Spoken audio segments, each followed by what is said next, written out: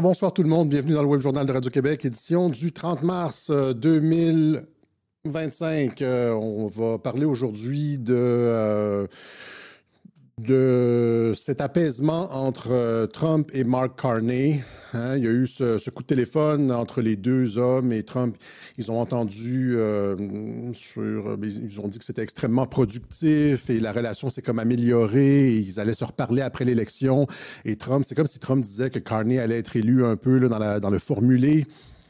Des déclarations. Et par la suite, il a abaissé les tarifs et tout. Et donc, la guerre commerciale a été mise en pause essentiellement depuis cet échange entre Trump et Mark Carney. Mark Carney, qui est l'homme de la situation. Mark Carney, qui est le préféré de Donald Trump. Il l'a d'ailleurs déclaré devant les journalistes. Il a dit qu'il préférait travailler avec Mark Carney et tout. Poilievre est une merde. Bla, bla, bla. Et donc, on va aller voir ça. On va passer un petit peu à travers tout ça. On va parler de Mark Carney, qui est Mark Carney.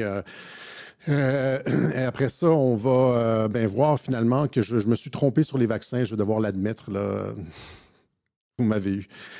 Je suis orgueilleux, je le sais, là, et j'admets rarement la défaite. Mais cette fois-ci, je me suis trompé sur le chiffre de 17 millions. Et c'est dans une entrevue avec Julie Lévesque que... Denis Rancourt est allé donner les vrais chiffres. Finalement, il est allé... et on va aussi voir les déclarations de Pierre Chaillot et tout ça. Donc, eh oui, je vais devoir faire un mea culpa en plein milieu du Web Journal.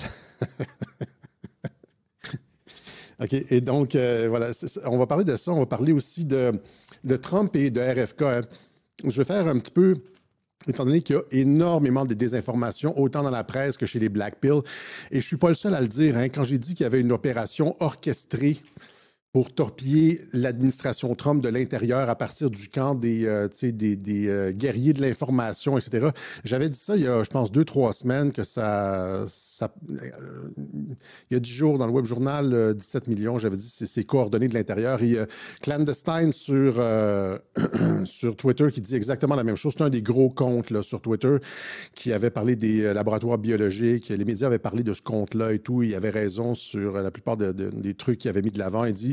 Il dit donc il y a clairement une opération en cours visant à semer la discorde ciblant le cabinet de Trump, ses coordonnées, l'État profond riposte, etc., etc.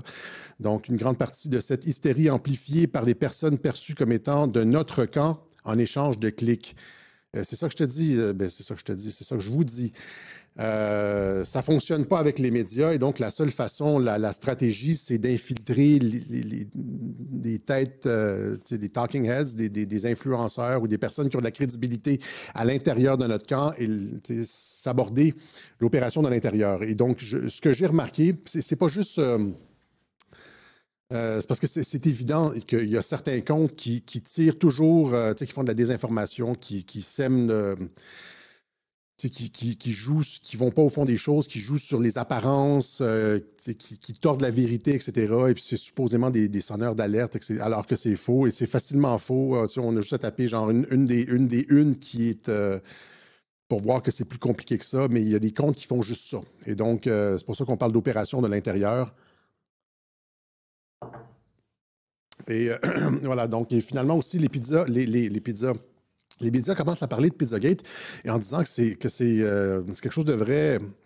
Hein, ça fait 7 ans qu'on est là-dessus, Radio-Québec.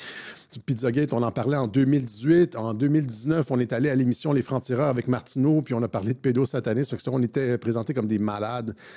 Mais là, c'est ça. Les médias commencent à... C'est la police nationale française qui a commencé à valider ça. Puis ça a été repris par BFM TV. On va voir ça On va garder ça comme la cerise sur le gâteau, la cerise sur le sundae en fin de Web Journal.